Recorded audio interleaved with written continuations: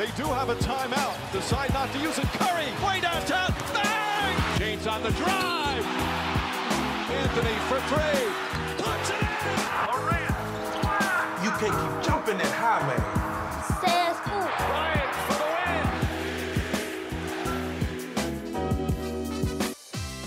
Sa carrière NBA est loin derrière lui et pourtant, Pau Gasol est encore entré un peu plus dans l'histoire des Lakers. Dans la nuit de mardi à mercredi, la franchise californienne a retiré le numéro 16 de l'Espagnol. Un bel hommage pour celui qui a été sacré 2 fois champion avec les Lakers en 2009 et 2010. S'il affole déjà les compteurs en club comme en équipe de France, le prodige Victor Wembanyama ne fait pas encore l'unanimité en NBA. Et qui de mieux que l'iconique Charles Barkley pour envoyer un petit tacle aux Français. Pour l'ancienne gloire des Suns, il est encore trop tôt pour affirmer que Wemby sera dominant outre-Atlantique. Êtes-vous d'accord ou pas d'accord ? Sur le terrain, il est exceptionnel et fait rêver les fans. Hors des parquets, c'est une autre histoire. Impliqué dans de sombres affaires, Ja Morant n'en finit plus de faire parler de lui. La star des Grizzlies est-elle en train de flinguer sa carrière ? C'est notre débat. La course au playoff bat son plein et de nombreuses stars sont à l'infirmerie. LeBron James, Zion Williamson ou encore Kevin Durant, quel joueur manque le plus à sa franchise actuellement ? On en parle dans le Focus. Hype, épisode 21, saison 2. Bonjour à tous et bienvenue dans Hype sur Sport en France, votre magazine NBA hebdomadaire. Vous en avez l'habitude, on va parler pendant un peu moins d'une heure de basket US avec un homme soyeux, barbe soyeuse, mais t-shirt noir en deuil, non ? Non, c'est juste... Cette couleur me va bien, ça me fait bien ressortir à la caméra, je trouve. Et moi, je préférais te voir avec un vrai rose bonbon un jour, je pense que ça peut Un rose bonbon ? Oui. Oh, Boubou ? Non, c'est pas Tu possible. peux pas ? Comment vas-tu, Angelo ? J'ai pas le temps pour. Ça va bien, ça va très très bien. Je suis très excité à l'idée de faire cet épisode parce qu'on a un invité de marque. Je veux pas spoiler, mais Tu spoiles pas. je spoile On pas, va mais je suis l'accueillir assez excité là. dans quelques secondes. On a un journaliste d'Orange Sport qui fait sa première avec nous. On le croise un petit peu dans les bureaux de sport en France. Paul Rouget, pardon, c'est moi Paul. Comment vas-tu ? Je suis ravi d'être avec vous. Voilà, donc on est voisins, j'ai vu de la lumière et je suis rentré. T'es rentré ? Simplement. Fan des Lakers ? Principalement, ouais, depuis le début des années 90. Tu souffres pas un peu là, ça va ? Ça a parfois été difficile, mais ça va mieux ces derniers temps là. On est plutôt pas mal là. Bon, super. On va voir si les Lakers peuvent aller se qualifier en playoff. C'est pas gagné encore, hein. En play-in au moins. Play-in, En play-in, c'est Pour plutôt pas débuter. mal. Ouais. ce serait pas mal. Ouais. Débuter comme ça. Allez, on accueille notre invité. Il n'est pas en plateau. C'est également un fan de basket. Il a même joué au basket. Il est connu pour ses révélations et son travail d'investigation en tant que journaliste. Il est également auteur, auteur de pas mal de bouquins liés au sport et autour de ce qui se passe dans le sport, notamment dans le foot. Romain Molina, très bien vêtu, est notre invité. Comment il va ? Mais écoute, ça va avec un maillot Iverson époque Nuggets de la vieille époque. Donc, bah écoute, merci pour l'invitation en tout cas. Et je joue toujours. Hein. Tu joues toujours ? Ok, bon, merci de cette précision. On ira chercher quelques images. Hein. On est aussi journaliste, nous, on pourra trouver quelques images pour voir un peu comment tu te débrouilles. Un distributeur de friandises à la cuillère, notre ami Molina. L'honneur de jeu, en tout cas, tu as bon goût, Iverson. Iverson, époque Denver, bon goût de la part de Romain. Voilà notre plateau du jour. On n'aura pas d'Américain aujourd'hui, Fred Weiss la semaine prochaine. On va se lancer dans notre première chronique, le hype ou pas hype.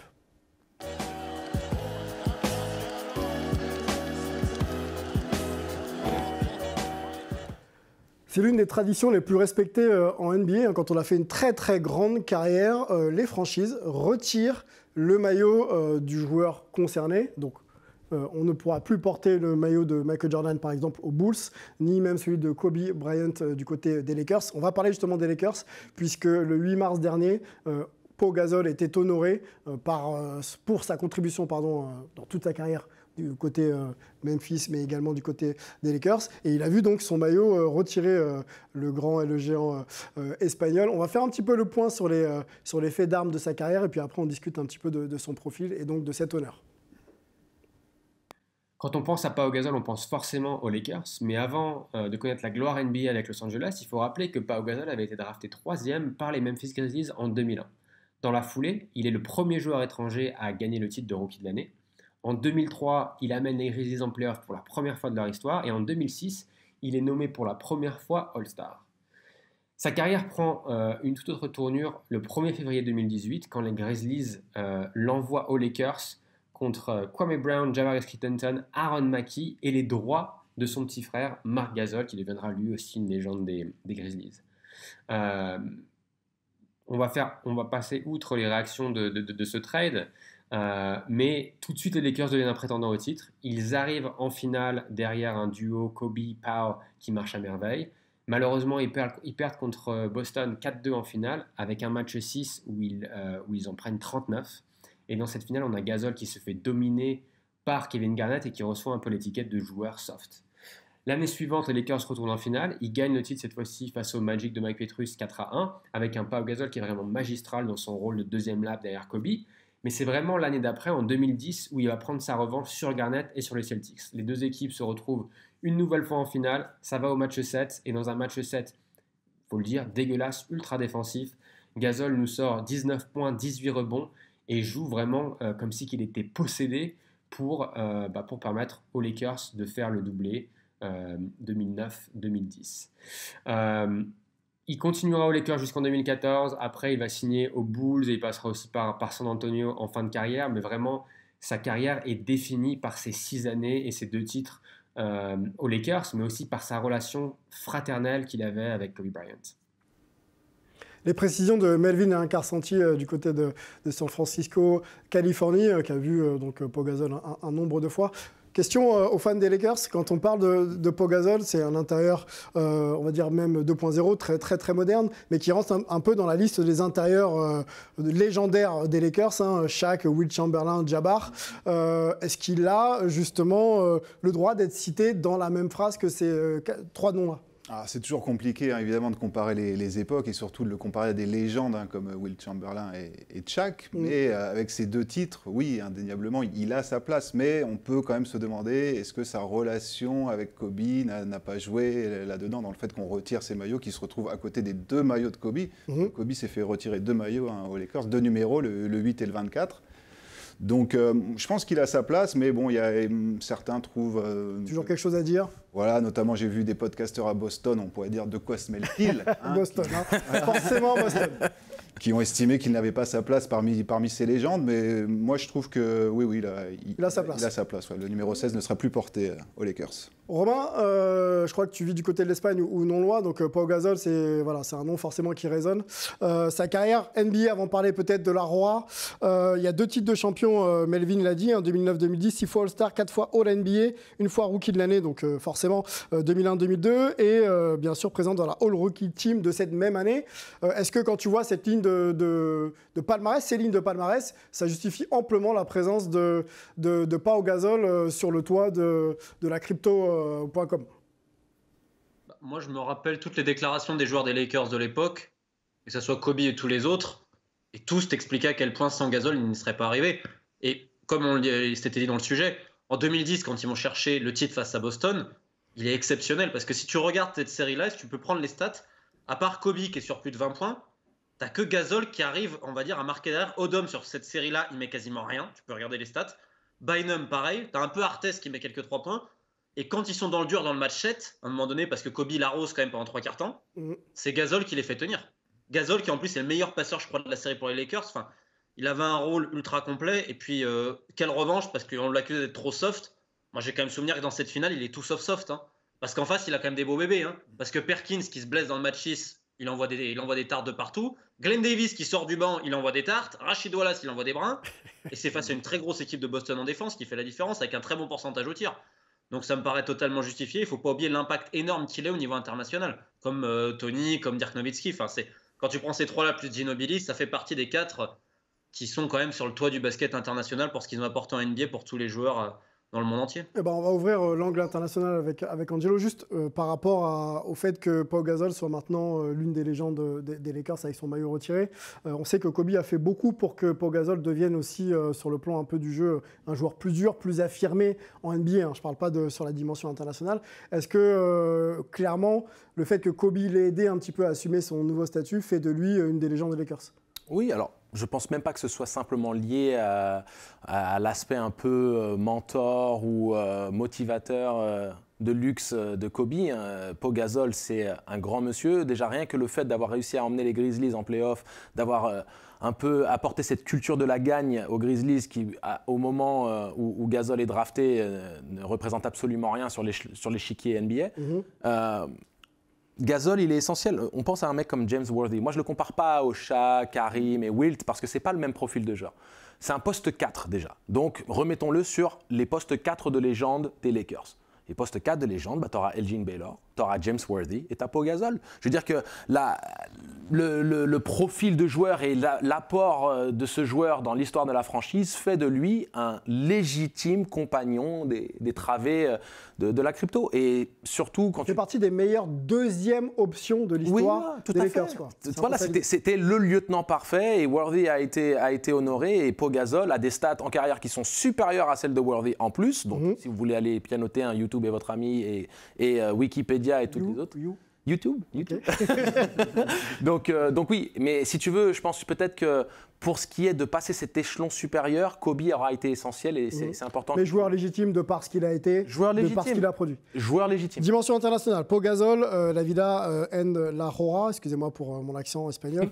C'est donc 3 médailles olympiques, quand même 2 d'argent 2008-2012 et 1 de bronze en 2016 et 7 médailles européennes, 3 en or 2009, 2011, 2015, 2 en argent 2007 et 2 en bronze 2001-2017, plus un titre de champion du monde 2006 au Japon. Où ils battent la Grèce en finale. Salopard.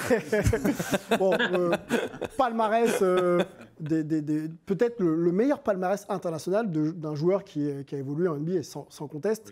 Oui. Mais il gifle tout le monde au niveau du palmarès à un degré assez indescriptible. Est-ce que sa carrière internationale, elle n'est peut-être pas plus impressionnante que celle en NBA? Quelque part, oui. Je pense qu'il est peut-être plus respecté à l'international, mais bon, pour nous, en tant que Français, c'est un peu compliqué parce qu'il nous a beaucoup tourmenté, le Pau. Donc, ça fait très mal. Les Grecs aussi, évidemment, mais bon. C'est vrai que c'est compliqué. Allez, un souvenir peut-être qui vous reste de la carrière de Pau Gasol. Moi, je vais commencer. Tu parlais justement d'affrontement contre la France en 2015, quand il nous fait très mal. Donc le championnat d'Europe en France à Lille, effectivement, c'est la demi-finale. Il met 40 points, je crois. Il y a Rudy Gobert en défense. Enfin, il y a du monde qui se relaisse sur Pau Gasol. Et il nous fait très mal. Donc c'est un joueur, effectivement, qui a marqué son temps et qui a toujours su s'imposer là où il fallait, là où on comptait sur lui, quoi. Tu parles de ce match. Il a éclaté la défense française dans tous les registres, c'est-à-dire qu'il a allumé la mèche de loin à 3 points, il a été dos au panier, au rebond offensif, dans la course sur transition, parce qu'il ne faut pas oublier que son grand échalas, il faut le déplacer, et qu'il battait systématiquement Rudy Gobert sur le jeu de transition. Donc il essayait de tirer profit de son profil assez atypique, et c'était une masterclass comme on déteste la vivre en tant que supporter de l'équipe de France, mais qu'en tant que fan de basket, on ne peut être qu'admiratif, et c'est vraiment quelque chose d'assez incroyable. Si tu veux, moi je vais te dire, quand Pau Gasol se blesse pour la finale de 2006 aux Mondiaux, les Grecs viennent de sortir Team USA, un match extraordinaire. Et on se dit, et moi le premier, pour nous. C'est pour nous. Ramenez la coupe à la maison. Non. Et Pau Gasol se blesse et tu vois le désarroi sur le visage de Pau Gasol et tu vois comment toute son équipe s'est unifiée derrière lui et en fait gagne la finale pour lui. C'était peut-être, je pense, un des éléments les plus révélateurs de ce qu'était Pau Gasol pour cette équipe nationale espagnole, où cette culture de la gagne, c'est vraiment ancré avec Juan Carlos Navarro et Pau Gasol. C'est la grosse génération espagnole qui nous a tant fait mal. On va arrêter d'en parler. On a fait long sur Pau Gasol et l'Espagne. Peut-être si, Romain, juste un souvenir de Pau Gasol, là, comme ça, si tu devais te remémorer un moment de sa carrière. Angelo, il dit quelque chose de juste. C'est un poste 4 qui savait tout faire sur le terrain et il était bon dans tous les registres. Okay. Il y a un registre où je trouve qu'on l'a sous-estimé, c'est que c'était un super passeur. Des fois, on part en effet des mecs comme Divac et autres. Mais si tu regardes la moyenne de passes déjà de Pau en carrière, elle est très bonne. Et le nombre de fois où il aurait peut-être même pu finir, mais il préfère la donner. Et moi, je me souviens de beaucoup de passes dans le dos, etc. Et notamment avec l'Espagne aussi. Il savait faire jouer les autres quand il y avait une prise à 2. En lecture de jeu, il était imprenable. Moi, je vais retenir le Pau Gasol passeur, dont on parle peut-être pas forcément, mais qui est aussi peut-être pour ça qu'il a peut-être pas marqué tant de points, parce que je crois qu'en carrière, il est souvent à 17-18 points en NBA. Ouais, c'est ça, c'est 17-7 avec les Lakers, 52% au tir, quasiment 10 rebonds et 3,5 passes dans une NBA où la balle circulait peut-être un petit peu moins. Et un très bon pourcentage. Et un très bon pourcentage, effectivement. C'était un shooter. Attends, mais il était capable de shooter mi-distance sur la fin, 3 points. Il avait un bon pourcentage de lancer franc. Il avait tous les gestes. Honnêtement, un contre un, poste bas, il est exceptionnel. Plus comme il fait sur les pics. Mais moi, je vais tenir le passeur et la vision du jeu. Moi, ça m'a toujours impressionné. Allez, mot de la fin avec Paul. Oui, alors moi, c'est un souvenir plus personnel. Je l'avais interviewé en fait en 2002 pour Mondial Basket. Il était encore tout jeune et j'avais découvert vraiment quelqu'un de très sympathique, très agréable. Et il me posait des questions sur ma vie perso et tout. Et vraiment pas la grosse tête. Et je me suis dit que j'allais le suivre. Et bon, finalement. Finalement, tu as bien fait. Bien fait de le suivre. Bien fait de suivre sa carrière, ce qui finit. Sacré joueur et sacré bonhomme. Il finit tout en haut du côté de la crypto de Los Angeles. On va parler peut-être d'une future légende de la NBA dans le d'accord pas d'accord.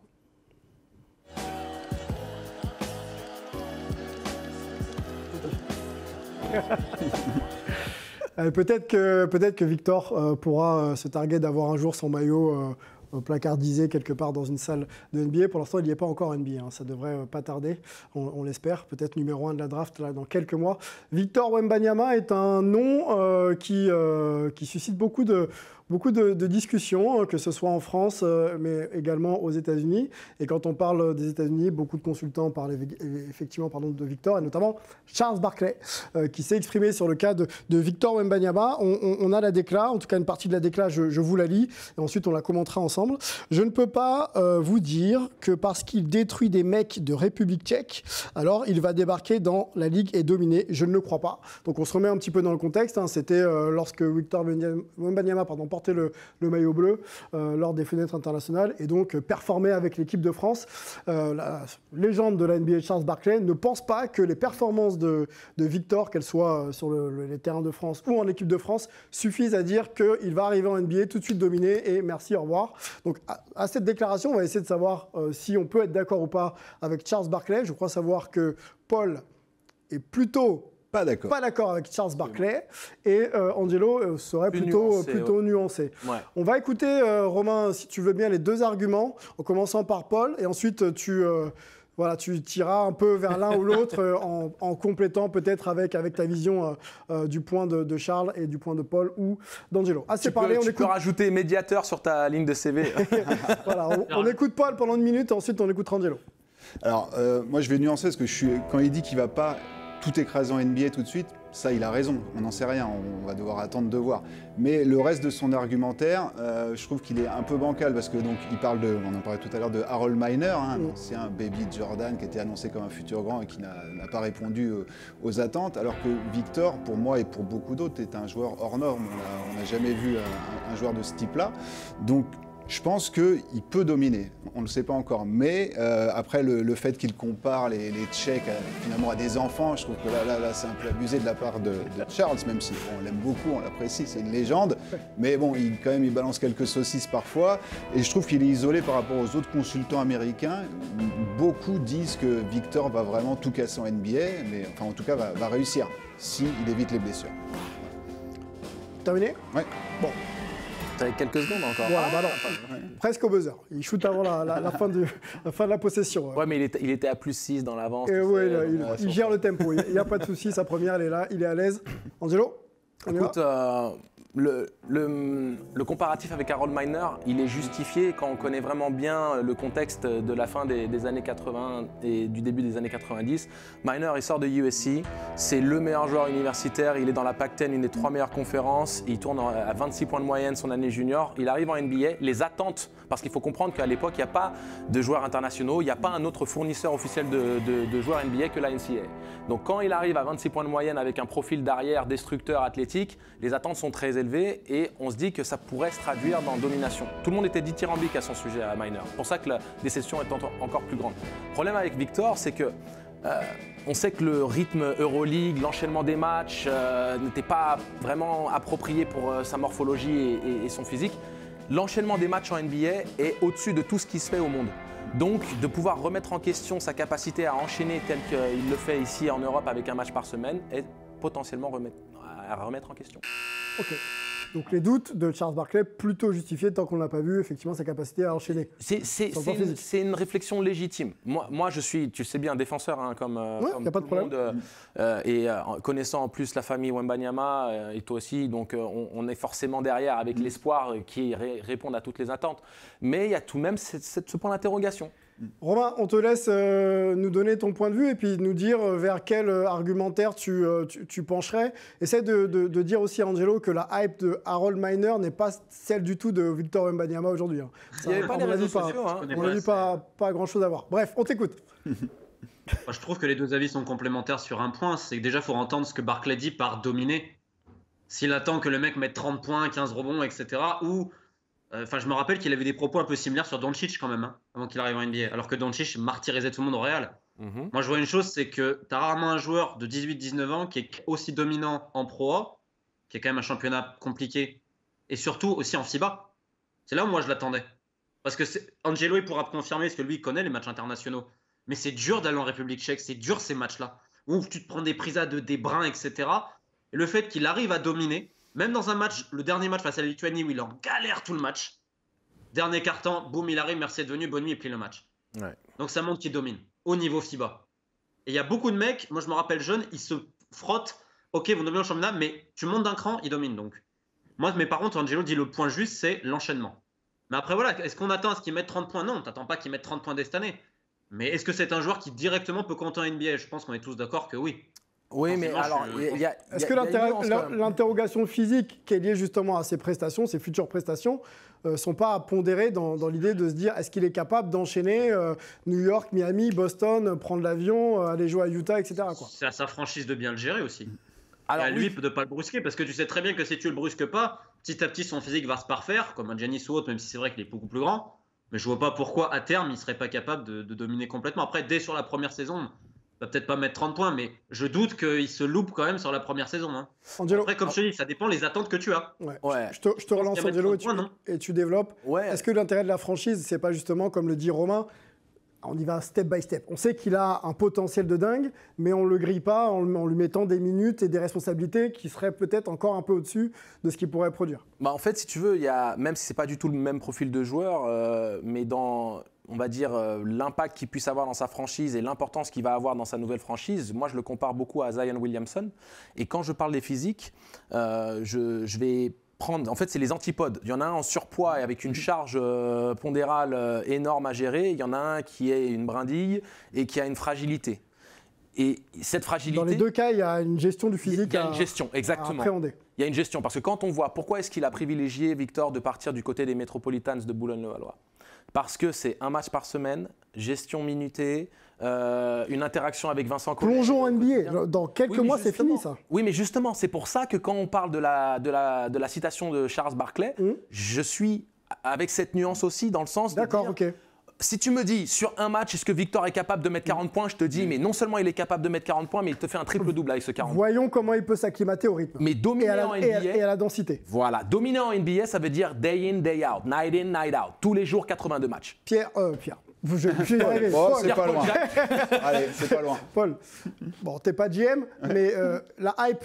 forcément, elle va être attendue du côté des États-Unis. Est-ce que justement, il va falloir qu'il joue et qu'il montre tout de suite qu'il est en mesure de jouer pour répondre aussi aux attentes de sa propre franchise, ou est-ce qu'il faut être dans un projet de développement, peut-être en se disant c'est une année un petit peu d'acclimatation avant que l'année 2 il explose? Alors là encore, tout dépend de la franchise, parce que toutes n'ont pas la même politique vis-à-vis des jeunes et surtout avec un tel espoir. Je pense qu'il va être encadré. Alors après, est-ce qu'il y aura du load management? Comment ça va se gérer? Ça, je pense qu'il faudra juger sur pièce. Mais je trouve que là où Romain est très juste, c'est quand il parle du précédent Doncic, donc qui dominait tout en Europe à 18 ans, et beaucoup de consultants américains n'y croyaient pas du tout, comme Stephen A. Smith et tant d'autres. Et finalement, quelques mois plus tard, ils ont fini par reconnaître que Doncic était un joueur extraordinaire. Donc je pense que là c'est différent, parce que beaucoup de consultants sont conscients finalement du potentiel énorme qu'a Victor. Donc je pense que Doncic a changé pas mal de choses. Que les mentalités évoluent. Non, mais tu parles de deux profils athlétiques complètement différents. Je ne sais pas si Romain, tu allais rebondir sur ça, mais... Il y a juste un point, j'ai l'impression que le changement aussi des commentateurs, c'est le match à Vegas. Ouais, c'est vrai. Ouais, bah, le fait de le voir sur place, quoi. C'est ça. Ça a beaucoup joué. Alors, entre nous, c'est un peu le regret que j'ai, c'est que Victor, il a pas vraiment tâté de l'Euroleague. L'an passé, il joue très peu. À un moment donné, il a un très bon passage avec l'Asvel vers février-mars, etc. Puis il se reblesse un petit peu. Et ça peut-être ce qui manque. Mais encore une fois, il y a un point que j'ai pas noté. Mais quand tu dis dominer, est-ce que c'est des stats ou c'est permettre à ton équipe de franchir un palier? Parce que là, tu vas dans les derniers de la NBA et les mettre contender pour les playoffs. Alors, avant d'y répondre, on regarde les stats. Romain, regardons si on peut les rafficher, juste les stats. Tu mentionnais justement les performances à Las Vegas. 36,5 points, 4,5 points, enfin tir à 3 points, pardon. Ouais, par match. Ouais, exactement, merci Angelo. Et donc quasiment 5 contres et quasiment 9 rebonds. Ouais, mais c'est contre des G-Leaguers. Moi, ça veut rien dire.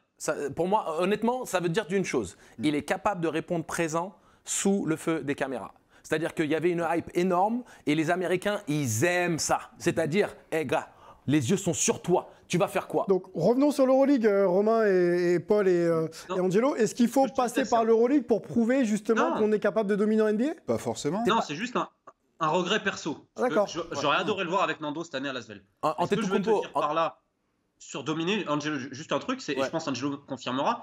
Quand on dit dominer, c'est juste par les stats ou c'est permettre à ta franchise de franchir un palier? Parce qu'aujourd'hui, les Mets, ils font quand même une super saison. Ils gagnent énormément de matchs. Et ben Victor, il a une énorme influence. En équipe de France, même dans les durs, ils ont gagné. Donc c'est un mec qui te permet à ton équipe de franchir un step. Et ça, est-ce qu'il peut le faire dès la première saison? Là, je pense. Pas pour des comptes, mais je pense contender, playoff et s'améliorer. J'en suis intimement persuadé parce que quand même, c'est un mec qui améliore le collectif. On le voit aux Mets, hein. On le voit, mec. Qui attendait les Mets à ce niveau-là cette année? Non, mais complètement. Il y a Waters, qui est un super joueur. Complètement. Et Romain il met dans le mille. Là. Moi, le truc qui est évident, c'est que contrairement à beaucoup de Wembanyama haters, tu sais, les mecs qui sont en mode. Là encore? Il y en a, bien entendu qu'il y en a. Il y en a qui ne croient pas en sa capacité physique à tenir le choc. Il y en a qui ne croient pas aussi dans le fait qu'il puisse traduire le jeu face à des Européens. Parce qu'il faut comprendre aussi la culture américaine. Et la culture américaine, elle ressemble beaucoup à la culture grecque. Et je vais expliquer ça très rapidement. Un joueur américain, pour qu'il vienne sur le circuit, sur le marché basket en Grèce, sans avoir déjà joué en Grèce et avoir démontré qu'il était capable de jouer en Europe, Grèce, ou en Grèce. Ils s'en foutent de la Grèce, le championnat grec. C'est-à-dire que les coachs grecs privilégient le fait de recycler entre guillemets les joueurs qui ont on va dire pris part à leur championnat parce qu'ils l'ont vu. C'est spécifique, il faut voilà, pouvoir... ils l'ont vu, ils savent qu'il peut évoluer dans le championnat grec, ils ont joué contre lui. Tu penses que les Américains, pour aller vite, c'est la même chose? Bah oui, parce que regarde pourquoi est-ce qu'ils ont été aussi négatifs à l'égard de Doncic.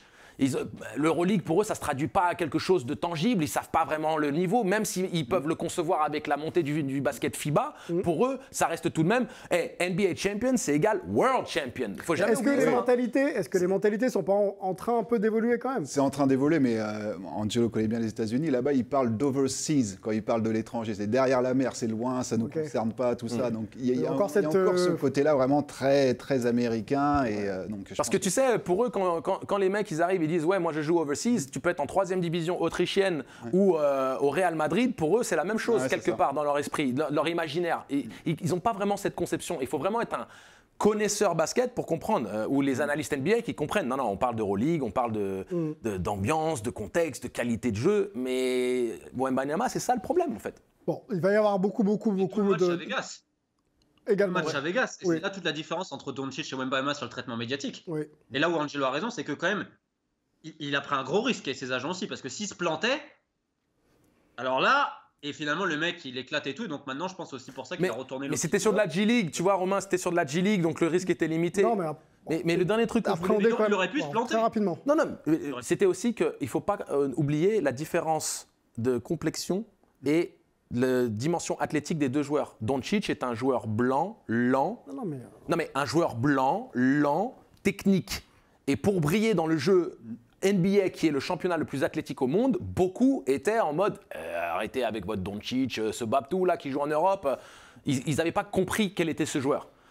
Wembanyama, c'est 2,22 m, c'est les bras, c'est les genoux qui se grattent sans se baisser. C'est un autre type de physique, une autre problématique. Un morphotype qui font penser au Ralph Sampson, qui connaissent très bien, au Kevin Garnett en encore plus long, qui connaissent très bien. Donc ils ont, si tu veux, des précédents où ils se disent, on peut le comparer à quelqu'un qu'on a déjà vu en NBA. Donc on sait que, Attends, Ralph Sampson, c'était quasiment le même morphotype. Hein.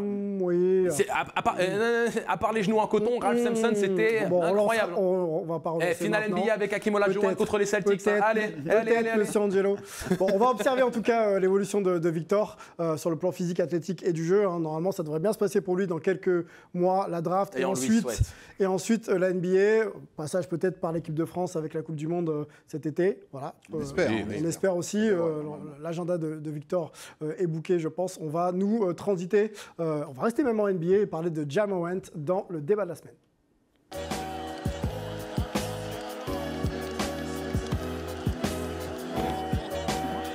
La star des Grizzlies est dans le débat hype de la semaine. On vient d'apprendre que Ja Morant s'appellerait Jamel Morant. Alors, Demetrius Jamel Morant, ouais. Donc, Ja, c'est un diminutif de Jamel, voilà, tout simplement. Bon, la star des Grizzlies qui fait...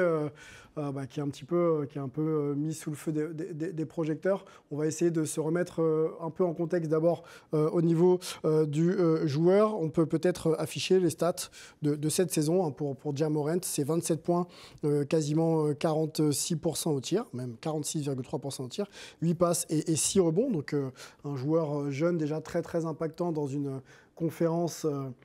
des plus ouvertes, des plus disputées. Donc le meneur star des Grizzlies de Memphis, qui est plutôt bondissant. Surtout avec les transferts qu'il y a eu, la conférence Ouest, là, c'est la guerre. Exactement. Ja Morant, voilà comment on peut vous le présenter. Hein. Vous regardez sûrement les programmes NBA, donc vous savez à peu près de qui on parle. On se remet un petit peu dans le contexte de Ja Morant, qui est pour l'instant mis de côté par sa franchise. Donc, par lui-même. Et puis par lui-même également, pour des affaires extra-sportives. On vous les réénonce avec Melvin Carsanti et on en discute ensemble. Des Grizzlies a connu un mois et demi compliqué, rempli de controverses autour de son comportement, mais aussi du comportement de son entourage hors des terrains. Donc le premier incident est arrivé le 5 février, où on apprend que la NBA a lancé une enquête contre les amis de Ja Morant après une altercation avec le staff des Pacers, altercation qui s'est terminée avec un laser rouge pointé sur le staff des Pacers après la rencontre. Un mois plus tard, à peu près le 1er mars, on a le Washington Post qui publie une enquête avec 2 nouveaux incidents impliquant Ja Morant. Le premier dans sa maison, où il aurait tabassé et menacé un ado de 17 ans qui était venu jouer au basket chez lui. Et le deuxième incident qui est arrivé dans un centre commercial de Memphis, où Morant est arrivé avec 9 personnes de son entourage pour, entre guillemets, défendre sa mère qui était dans une sorte de dispute avec une employée d'un magasin de sneakers. Et là aussi, Ja Morant a menacé un agent de sécurité qui travaillait dans le centre commercial. 3 jours plus tard, on a l'incident qui est peut-être le plus connu, c'est-à-dire qu'après la défaite des Grizzlies à Denver, Ja Morant va dans un strip club aux alentours de Denver, fait un Instagram Live où il montre un flingue tout simplement. Et la réponse arrive très très rapidement. On a la NBA qui ouvre une enquête quelques heures plus tard. On a Morant qui efface son compte Twitter et son compte Instagram dans la foulée, et les Grizzlies qui annoncent que Morant va rater les 2 prochains matchs. Et Morant lui-même, dans un communiqué, annonce qu'il va prendre du temps pour pouvoir apprendre à mieux gérer son stress ou le gérer de manière plus acceptable. 2 jours plus tard, la police de Glendale, où s'est passé l'incident, annonce que leur enquête n'a rien donné. Et quelques heures plus tard, Taylor Jenkins, l'entraîneur des Grizzlies, annonce que Morant va rater 4 nouveaux matchs. Donc voilà, c'est un peu, j'ai envie de dire, la timeline des événements. On a aussi ESPN qui a rapporté que le clan Morant, qui d'habitude prend ce genre d'accusation un peu à la légère, là se rend vraiment compte de la gravité de la situation. Donc l'avenir nous dira si c'est vraiment le cas, mais en tout cas on l'espère. Les vieux démons de Ja Morant, Ja Morant rattrapé un peu par le stress, il le dit lui-même, et la manière dont il gère certains événements. C'est pas toujours évident quand on est un joueur de 23 ans, projeté comme ça sur le devant de la scène pour justement essayer de gérer un petit peu ses émotions. Et puis certains joueurs peuvent aussi avoir une vie privée un petit peu compliquée. Qu'est-ce qui se passe avec Ja Morant? Il y a encore quelques semaines, quelques mois, il signait avec Nike, avec une chaussure à son nom, des signatures avec Gatorade, on peut citer. Et là, ça a l'air d'être un petit peu moins hype pour Ja Morant. On peut se poser la question de savoir ce qui se passe autour de lui, mais surtout quelle quelle est la suite pour Ja Morant? Est-ce qu'il n'est pas en train de flinguer, entre guillemets, sa carrière? Et comment la NBA et toute la fanbase des Grizzlies peut gérer le cas Morant? On y va? Ouais, on y va. Je te voyais t'animer un peu, Romain. T'as envie d'enchaîner là? T'as envie de dire quelque chose? J'ai envie de dire qu'on vit dans une époque de réseaux sociaux et j'ose pas imaginer ce qui serait sorti il y a 20 ans avec les énergumènes qu'il y avait en NBA. Ah. Notamment celui dont je porte fièrement le maillot.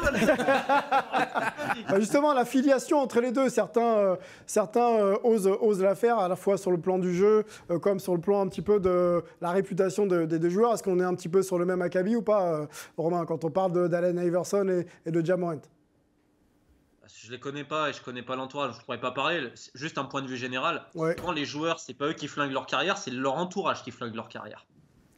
Ouais, alors je vais amener un peu plus de nuance à ce que tu viens de dire, Romain.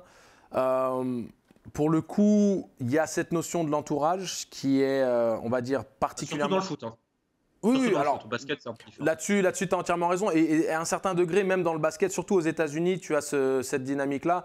Je le vois beaucoup moins, par exemple, dans le basket français. Je ne l'ai pas vu vraiment en Grèce non plus. Mais dans ce milieu aux États-Unis où le sport et surtout le basket ou le foot américain sont on va dire, les choix privilégiés pour se sortir. Sont des sports exposés. Sont des sports exposés, mais c'est surtout des sports dans lesquels une certaine communauté défavorisée, on va dire historiquement, ou qui ont des familles avec des problèmes financiers, c'est l'outil privilégié. Généralement, tu as le entertainment business avec le fait de chanter, d'être producteur musique. Est-ce qu'on ne peut pas pondérer justement avec l'exemple de Ja Morant en se disant qu'on réussit pas socialement, mais je veux dire le compte en banque est rempli, mais que quelque part socialement on reste un petit peu attaché à certaines racines et mauvaises racines. Oui, mais Charles Barkley en parle dans ses livres. Beaucoup d'athlètes peuvent t'expliquer que le regard change, qu'il y a beaucoup de gens dans ton entourage qui pensent être, on va dire, en droit de te demander un soutien financier, de te demander de l'argent, de te demander de l'aide pour des raisons multiples, certaines légitimes, d'autres un peu hurluberlues. Il fallait que je le sorte ce mot-là. Mais c'est un mot correct. Hein. Contre triple au Scrabble. Contre triple, hein, Romain va apprécier. Mais si tu veux, le vrai problème, c'est quoi? C'est qu'à un moment donné, tu as eu tout cet argent qui a été déversé sur Ja Morant, tous ces endorsements, le sponsoring et tout ça qui vient de lui tomber dessus. Et il y a aussi ses attentes vis-à-vis de ce qu'il doit représenter pour la NBA. Il a pris des choix qui sont un petit peu douteux vis-à-vis de se donner une image de mauvais garçon, vis-à-vis de dire ouais, Memphis Grizzlies, on va le grit and grind, on va être les nouveaux bad boys de la NBA, on va renouer des rivalités, même celles qui n'existent pas. Ouais. Tu vois, c'est un peu cette culture-là. Et le problème, c'est qu'il y a des mecs qui savent le faire sur le terrain et de repartir dans leur vie normale, et il y a des mecs qui ne savent pas faire la différence. Ils sortent pas de leur personnage en fait. C'est-à-dire que Dylan Brooks, tu l'entends pas dans les médias. Oui, mais là, faut inverser un petit peu le rôle. On a l'impression que c'est le personnage de la vie, on va dire, réelle, traditionnelle, qui prend le pas sur le joueur. T'as jamais entendu parler de trucs comme ça avec Ja Morant au moment de la draft? On n'a jamais pensé que... Alors que Allen Iverson, à l'époque où il était en high school, il y avait déjà des problèmes. À l'époque où il était à l'université, il y avait des problèmes. Ja Morant, c'était pas le cas. Hein. Aujourd'hui, il y a des très bons communicants qui aident aussi un peu les joueurs à mieux se situer quand ils sont sur la scène publique. Moi, je veux qu'on reprenne un peu l'angle, notamment des faits entourant Ja Morant, quand on le voit dans un strip club avec donc une arme à feu. Ouais. Est-ce que ce fait-là peut nuire aujourd'hui et demain à la carrière de Ja Morant? Est-ce qu'il est un peu mis maintenant en porte-à-faux, quoi? Alors déjà, en fait, c'est lui-même qui s'est mis là-dedans. Il s'est filmé, comme le disait le Tchak, c'est lui qui a appuyé sur le bouton, c'est lui qui est allé sur Instagram, qui a swipé pour mettre sa vidéo avec le gun. S'il n'avait pas eu le gun, on n'en aurait jamais parlé, parce que tous les joueurs NBA, NFL vont régulièrement dans les clubs de striptease. Peut-être que c'est pareil en Europe, hein, Angelo pourra nous dire. Honnêtement, c'est pas aussi... Culturellement, non, mais de toute façon, il y en a moins. Dans ceux que tu fréquentais, non? Non, mais on avait dit qu'on n'en parlait pas en live. Petite question comme ça. Non, je tiens, disclaimer, je tiens à dire, je ne suis jamais allé dans un strip club, donc il faut arrêter de suite de recréer des... Il n'y a pas de souci. Mais non, mais surtout, ce qui est à comprendre par rapport à ça, c'est que, ouais, Ja Morant, il a été dans un strip club, mais qu'est-ce qu'on en a à secouer, en fait, de la vie privée des mecs? Le problème, c'est quoi? C'est le gun. Voilà. C'est juste ça. Parce que, en plus, le fait qu'on essaye de faire une histoire des 50 000 $ qu'il aurait dépensé dans le strip club, il aurait privatisé l'espace et tout ça. Mais qu'est-ce qu'on en a à secouer? Vous pensez quoi, que Neymar, lui, c'est un saint à côté? Les gars, les mecs qui ont de l'argent. Je suis pas sûr que dans les headlines, ce soit vraiment les 50 000 $ qui intéressent. Non. La NBA, les enquêtes parlent plutôt du Non, mais gain, l'histoire, c'est quoi? C'est que c'est sorti après. Il a dépensé 50 000 $ et il a privatisé une pièce du strip club. Il y avait 3 strippeuses. En fait, en gros, il y a eu le déroulé complet de sa soirée. Mais qu'est-ce qu'on en a à foutre? Qu'est-ce que ça? Non, mais quelle importance ça a ce que font les mecs dans leur vie privée? Les mecs qui ont de l'argent et qui dépensent de l'argent. C'est pas ça le problème. Ça ne devient plus privé à partir du moment où on s'est mis sur les réseaux. Oui, mais la vidéo qui est sortie n'était pas de son fait. Ça, c'est une fuite. La vidéo où il se poste sur Instagram, c'est Ja Morant. La vidéo des images de lui avec les meufs, l'argent sur le sol et tout ça, c'est une fuite. Non, mais ça, c'est une enquête du New York Post, en fait, qui est allée sur place, qui a interrogé les gens. Ils sont allés très loin. Ils ont interrogé les strippeuses, la propriétaire, qui a dit que c'était un gentil garçon qui ne buvait pas d'alcool.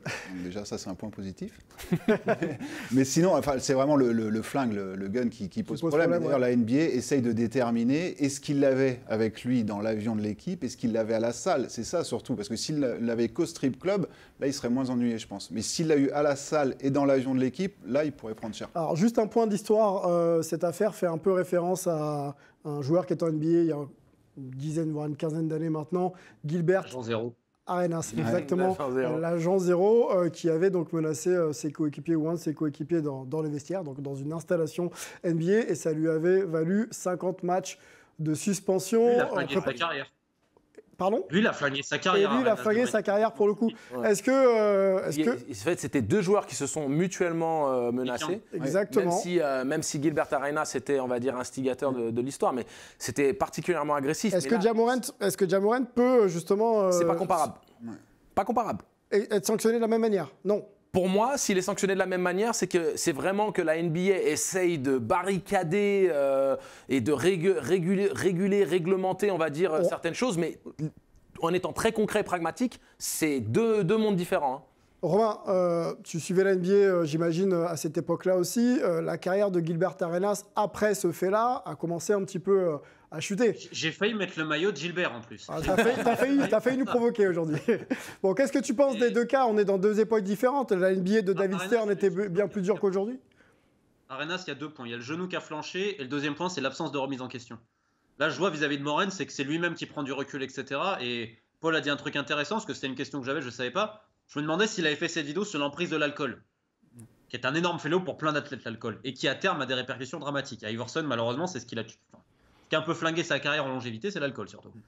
Ouais, mais c'est un mensonge, Romain. Romain, je te laisse reprendre tout de suite, mais ce qu'il faut comprendre, c'est qu'il y a... Alors, ça, c'est des faits qui sont un peu plus développés, mais il y a un problème d'alcoolisme aussi avec Ja Morant. Ça, c'est important de le mettre sur le papier, parce que c'est un mec qui s'est posté plus d'une fois avec multiples bouteilles d'alcool et autres. C'est un gars qui tease. Alors, Gilbert Arenas... Est-ce qu'il fait cette vidéo sans... Parce que s'il l'a fait sans rien, moi, ça m'inquiéterait. Parce que si à l'arrière, tu me dis, le mec, il est bourré, etc., il l'a fait, bon, je dis pas que c'est bien. Mais si le mec l'a fait normalement, par contre là, c'est qu'en effet, il faut qu'il fasse gaffe, parce qu'il n'y a aucune raison en fait de montrer un gun si le mec est sain d'esprit. Alors, revenons sur Gilbert Arenas qui est lié directement à cette histoire et s'est du coup exprimé dans les médias. Le concernant, je n'ai jamais été suspendu pour avoir eu des armes à feu dans les vestiaires. Je suppose qu'ils utilisaient les 50 matchs comme référence parce que c'était ce que j'ai eu à l'époque. Donc l'idée, c'est de se dire peut-être que Ja Morant pourrait être suspendu 50 matchs. Et il continue, Gilbert Arenas, en disant que si lui-même était propriétaire, je ferais ce que tous les propriétaires font, je ferais comme si je ne voyais rien. Voilà, donc a priori, il se passe des choses dans les coursives, dans les vestiaires, qui restent un petit peu loin des regards. L'ami Gilbert, alors il faut se rappeler qu'il s'agissait de Javaris Crittenton. Voilà, donc Javaris Crittenton et Gilbert. C'est parti très loin. Le coach était enfermé dans son bureau, traumatisé. Il y a eu Caron Butler qui s'est interposé entre les mecs. Les mecs étaient à bout portant, en train de se pointer le gun avec des guns chargés. Et des armes à feu, avec un sac d'armes à feu qu'avait ramené Gilbert Arenas. Et il a mis les armes à feu devant le gars en lui disant « Choisis ton arme, viens, on y va maintenant ». Non, là, il est en train de parler, Gilbert Arenas. Il a beaucoup d'opinions qui sont pertinentes, super intéressantes quand il s'agit du jeu. Mais quand il s'agit, on va dire, de se positionner vis-à-vis de faits tels que ceux de Ja Morant, il manque non seulement d'objectivité, mais il se cache bien de remettre les choses dans leur contexte propre. Il a été question pour lui de prendre 50 matchs parce qu'il a été suspendu en janvier.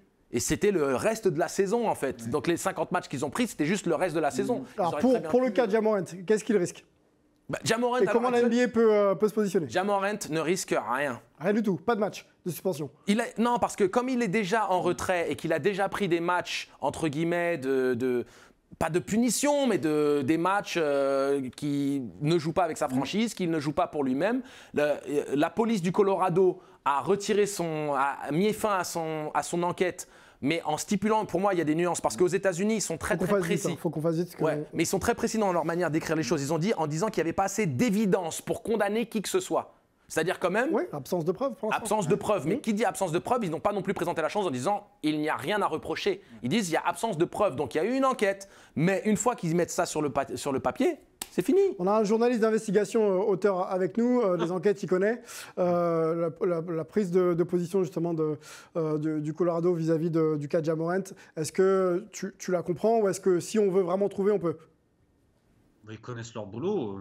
Je vois pas les raisons qu'ils auraient de mentir. Maintenant, le seul problème que j'ai, c'est la NBA qui aime des fois être plus propre qu'elle veut bien se donner l'impression. Je pense pas qu'il faut faire une chasse à la sorcière, mais tu fais un truc poussé. Maintenant, c'est les autorités, c'est le job des autorités. Si les autorités disent qu'il n'y a rien, c'est fini.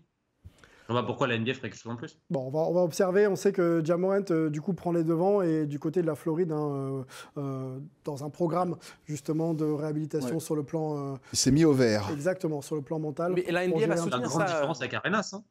Parce qu'Arenas, il s'est jamais remis en question. Encore aujourd'hui. Et la NBA, elle a doublement intérêt à soutenir Ja Morant. Premièrement, c'est le futur de la Ligue.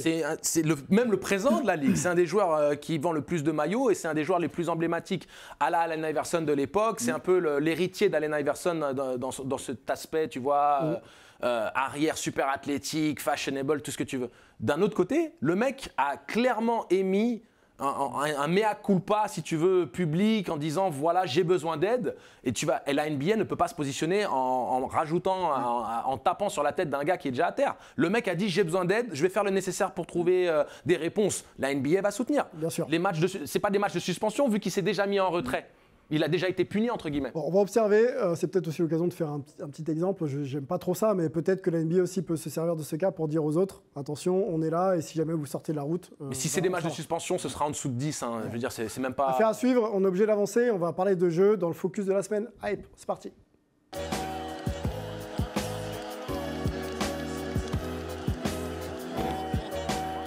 On va se focaliser sur les Memphis Grizzlies de Ja Morant, du coup absent. On va se focaliser aussi sur la conférence Ouest, puisque c'est là où c'est un peu sacré suspense. Sacré suspense. Il y a beaucoup de franchises qui peuvent prétendre aux playoffs, mais il y a surtout beaucoup d'absents. Moi, j'en ai noté 5. On va les évoquer ensemble et vous allez me dire quelle absence a le plus d'impact pour sa franchise dans la course aux playoffs. Kevin Durant fait partie de cette liste. On a le King James, bien sûr, LeBron James absent. On a également Wiggins qui est absent pour des raisons personnelles. Les deux donc Kevin Durant, je vais y arriver, et King James pour blessure. Et on a d'autres. On a qui d'autre, pardon? On a Zion Williamson. Zion Williamson, et on peut même rajouter... non, ce sera tout. Voilà, 4 joueurs. Parmi ces 4 joueurs... C'est un choix assez simple, honnêtement. Voilà. Quelle absence a le plus d'impact pour vous? Zion. Zion? Je suis tout à fait d'accord. Ouais. Romain, Zion également? Allons-y. Sur Zion, on peut afficher ses faits d'armes de cette saison. 29 matchs disputés seulement pour Zion. C'est peu quand même. Ouais. 39 matchs manqués. Le bilan avec Zion, c'est 17 victoires et 12 défaites. Et le bilan sans Zion, c'est 16 victoires, 23 défaites. Donc on inverse. Pour l'instant, les Pelicans, dans la course aux playoffs, c'est plutôt play-in.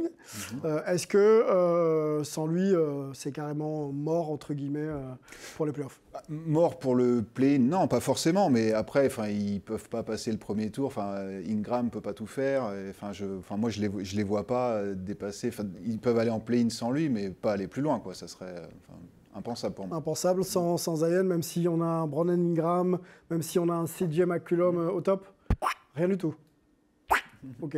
Finito. Bon, on se rappelle qu'en début de saison, quand il était très performant et surtout sur le terrain, c'était une équipe en conférence Ouest qui était 1 ou 2 quand on parle Oui, c'était un top des 3. Pelicans. Mais ils étaient légitimes, ils produisaient un super basket. On commençait vraiment à voir l'émergence de cette équipe avec peu de faiblesses, voire même pas vraiment de faiblesses. Valanciunas dans la raquette, ils avaient de la viande, ils avaient du shooting, ils avaient du leadership vétéran.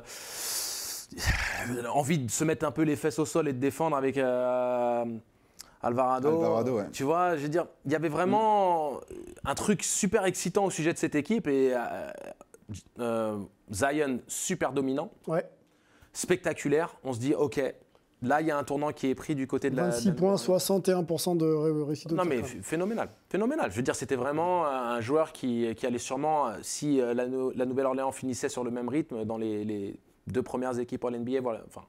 All-NBA, first, second or third team, sans problème, tu vois. Tu parlais du physique de Zion, en faisant référence aussi à Victor il y a quelques minutes. Moi, je voudrais l'avis de Romain sur le physique de Zion. C'est un joueur qui joue moins qui joue finalement.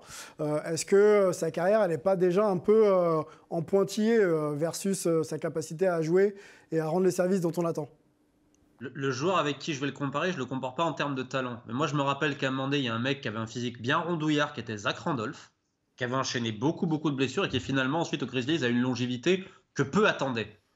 Donc moi je l'enterrais pas, et puis il a quand même des mains, enfin, quand tu vois le pourcentage qu'il a, il y a combien de mecs aujourd'hui à plus de 60% parce que quand même il va se les créer. Hein.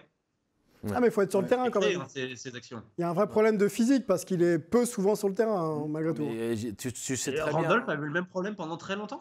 Et regarde, Randolph a finalement quand même duré, et je me rappelle qu'à plus de 30 balais, il arrivait à faire des grosses saisons à Memphis, même s'il allait à 2 à l'heure.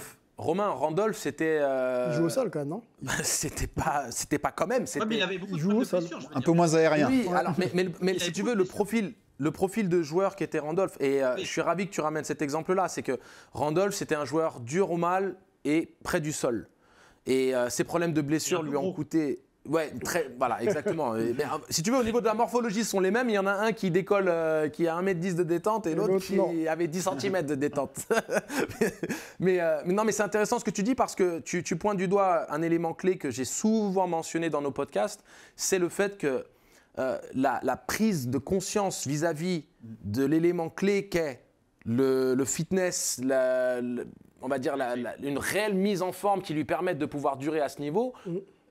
Zion ne l'a pas encore pris en compte. Il a commencé, mais il y a eu une rechute. Et le problème, c'est que même s'il était plutôt en forme, il est tout de même en surcharge. Maintenant, il est musculeux, certes, mais il a trop de poids, en fait. Il y a trop de trucs à soulever à chaque mouvement. C'est trop lourd. Alors, juste pour donner des infos sur les 2 blessés, donc Kevin Durant devrait revenir avant la fin de la saison régulière. Pareil pour LeBron James. On met bien sûr des guillemets quand on parle de ces 2 joueurs. Wiggins, problème personnel, donc on n'a pas d'infos. Et Zion Williamson a rechuté. Donc pour l'instant, il serait réévalué dans 2 semaines à peu près. Ils annoncent un éventuel retour pour les playoffs, normalement. Voilà. S'il y a playoffs. A priori, il pourrait encore jouer cette saison. Moi, j'ai du mal à le voir faire une longue carrière quand même en NBA, Zion. Ça semble être un peu moins hype à ce niveau-là. Ouais. Bah après, s'il est en capacité de se recréer tel qu'a pu le faire Larry Johnson, notamment quand il était à New York, où il a commencé à envoyer des bombinettes à 3 points, que c'était plus le même joueur aérien. À 22 ans, 23 ans déjà se réinventer? C'est pas forcément de se réinventer dans l'immédiat, mais on parle de longévité. C'est-à-dire que s'il est capable de faire 3, 4 saisons, 5 saisons comme il le fait à l'heure actuelle, super. Mais quoi qu'il arrive, à un moment donné, avec cette surcharge pondérale, les joints, là, ils vont hurler. Il va falloir qu'ils puissent amener autre chose à son jeu. Et donc, du jeu posté, pour l'instant, c'est pas vraiment le cas. Lui, il est dans la prise d'intervalle, en jouant face au mec, en allant dunker sur la gueule de tout le monde. Il faut qu'il soit en capacité peut-être de faire du pick and pop, shooter à 3 points. On sait qu'il a une bonne vision du jeu, on sait qu'il aime faire des passes, on sait qu'il ne force pas. Et c'est aussi un des attraits de ce joueur, mais c'est évident que, comme tous les grands de l'histoire de notre sport, il doit additionner à son répertoire chaque année. Bon, on va observer effectivement l'évolution de ce joueur forcé par un physique justement diminué. On va finir cette émission. On voulait discuter avec Romain, mais on n'a plus le temps, on le fera à coup sûr lors d'un prochain hype. Romain, tu sais où on est maintenant. On va se faire un petit quiz. Ensemble, c'est notre 21e émission sur Sport en France. On va vous proposer des joueurs NBA Ça va être trop simple. ayant ça. porté le numéro 21. Bien sûr, hein, tout est flouté, il faut simplement deviner de qui il s'agit. Je participe pas. Wow. Donnez vos noms et ensuite je vous écoute parce que sinon on va partir un peu en vrille. On vous propose déjà le premier joueur. Bah, c'est Patrick Beverley. Bon, Patrick Beverley pour Angelo. Un point pour toi. Heureusement qu'on a dit de donner le prénom avant. Ton prénom, mais bon. Ah, Oui. pardon. C'est pas grave, c'est pas grave. On enchaîne, deuxième joueur. C'est notre première. Ok. Angelo. Tim Duncan. Tim Ah Duncan. oui. Bon. Ah, mais c'est pas que des joueurs actuels. Ah bah non. Allez, troisième joueur. Mais bien sûr. Tim Duncan, la star des... Angelo. Kevin Garnett. Oh là là. Non, mais les gars, il c'est est trop facile. trop au-dessus, il est trop au-dessus, La Angelo. star des Timberwolves et... Ouais, Angelo. Dominique Wilkins. Ouais, j'ai dit le nom d'abord. Ouais, c'est pas grave, ça passe quand même. Voilà ce qu'on voulait vous proposer, un quiz rapide. Bon, Romain, t'as été un peu pris par surprise, mais bon, les gars sont connaisseurs et Non, je suis rapides. nul en quiz. En plus, voilà. On est deux. On te remercie pour avoir pris de ton temps pour être avec nous et être notre invité hype de la semaine. On suit bien sûr tous tes ouvrages et tous tes récits sur YouTube. Hein. Allez, YouTube, monsieur.